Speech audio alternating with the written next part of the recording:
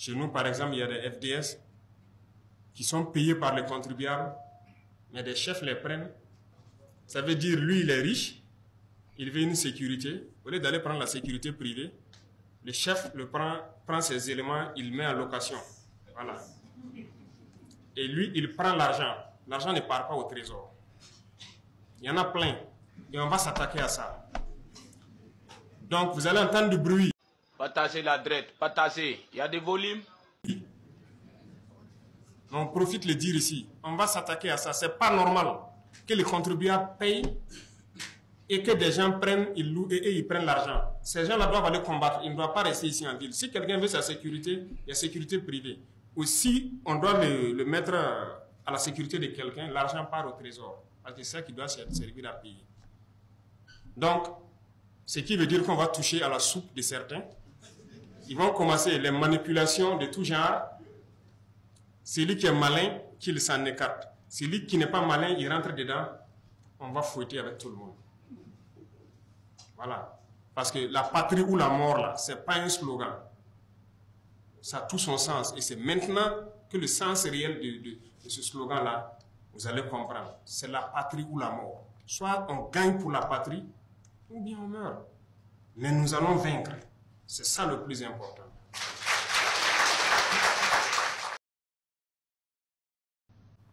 Il y a de l'esclavage que nous-mêmes, on s'administre. La dernière fois, la mairie a payé les travailleurs saisonniers là. Vous avez suivi ça? C'est de l'esclavage qui se passait. En 2022, dès octobre, ces gars-là se retrouvaient vers la résidence. Chaque matin, moi, je sortais, je les voyais et je les ai fait rencontrer pour comprendre. Quand ils ont expliqué leur situation, voilà. Mais pendant ce temps, des gens fêtaient leurs milliards à la mairie ici. Pendant qu'il y a des travailleurs, d'autres sont décédés. Que vous torpillez. C'est normal ça. Donc quand on va s'attaquer à des gens, il faut que tout le monde comprenne. Même si c'est votre cousin, c'est votre frère, il faut que vous compreniez. On ne va pas permettre à des gens d'esclavagiser des Burkinabés. Vous avez entendu parler des sociétés de placement et autres là. Voilà, on va s'attaquer à ça aussi. C'est de l'esclavage. Vous créez votre société, l'entreprise est là, il veut recruter, il peut faire appel à une société de recrutement, il recrute le personnel pour lui, selon des critères bien fixés. Mais qu'est-ce qui se passe? Lui, il veut un travail dans une entreprise, il se fait recruter par la société. L'entreprise le paye par exemple 300 000 le mois, la société le paye 80 000. Et il garde le reste. C'est ce qui est là. Les gens ne veulent pas changer leur comportement, on va s'attaquer à ça. Et il y en a plein partout. Causez avec les jeunes, ils vous diront. Vous trouvez que ce n'est pas de l'esclavage? Le gars, il travaille et c'est l'autre qui récupère tout. Et généralement, même, on ne le déclare pas à la caisse. Il est blessé, on le limoge. Il part à la retraite, il ne sait plus quoi faire. Actuellement, on a acquis des missiles beaucoup plus puissants. C'est ce qui a été expérimenté à Djibo. Que ces missiles étaient beaucoup plus puissants que les autres qu'on utilise. On en a acquis 2, 3, 5, 10 fois plus puissants. Et il y en a qui continuent de venir. Quand vous dites, on dit on commence le développement de la guerre parce qu'en réalité, l'équipement terrestre, là, c'est maintenant que ça vient. C'est au cours de l'année, là, beaucoup d'équipements vont venir pour la protection et pour la manœuvre. Donc la puissance de feu va s'accroître considérablement au cours de l'année. Donc les cotisations que vous voyez, rien que les petits missiles, ça ne suffit pas. Mais comment on fait pour payer les VDP? Comment on fait pour les équiper? Comment on fait pour équiper le reste de l'armée? Est-ce que vous savez? Mais c'est les ressources du pays. Ça veut dire qu'il y a eu quand même une gestion rigoureuse des ressources. Sinon, nous aussi, on pouvait aller créer des comptes offshore, transférer les milliards là-bas et puis dire qu'on fait la guerre. Mais non, on a voulu tout faire dans la guerre. Le pays était capable de faire la guerre, mais ça a été mal géré. Ça, il faut le dire clairement. Et qui le veut, on va le démontrer. Rien que le matériel de protection et les armes individuelles, c'est pas du jeu. Mais tout ça, ça a été payé, non? Toutes les armes qui opèrent aujourd'hui ont été payées par l'argent du contribuable. C'est dans la gestion qu'on a pu le payer. On concentre tout, on optimise et ça peut faire la guerre. Je pense que c'est un sacrifice qui n'est pas de trop. Il faut que notre niveau de la puissance de feu arrive à un certain niveau, de sorte qu'il n'y ait plus match et qu'on reste concentré. On va subventionner beaucoup de cultures. On va organiser les filières là, et les aider comme on peut. Parce que nous avons de braves paysans au Burkina.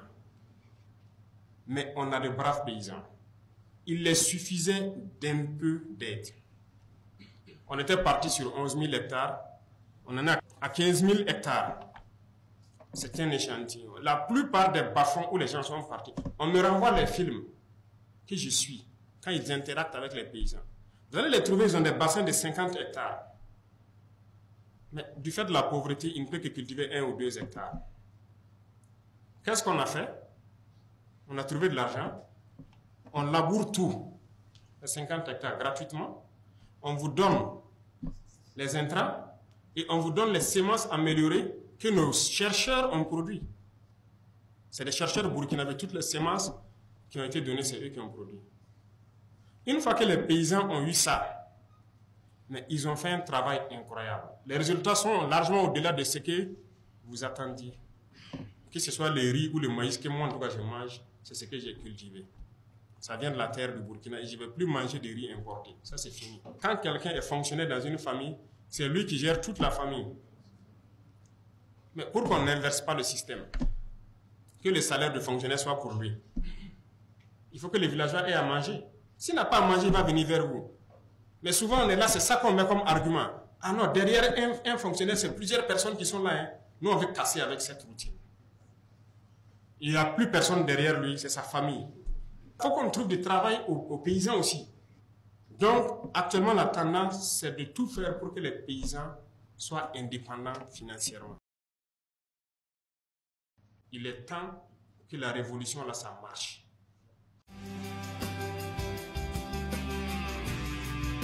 Les gérants doivent ouvrir l'œil. Parce que je sais que les premiers marteaux, ça va commencer par eux. C'est sérieux. Les gens ne maîtrisent pas les effectifs. Et sciemment fait. Partez dans les ministères, vous demandez les effectifs et la position, on ne peut pas vous donner. Il y a des FDS qui sont payés par les contribuables, mais des chefs les prennent.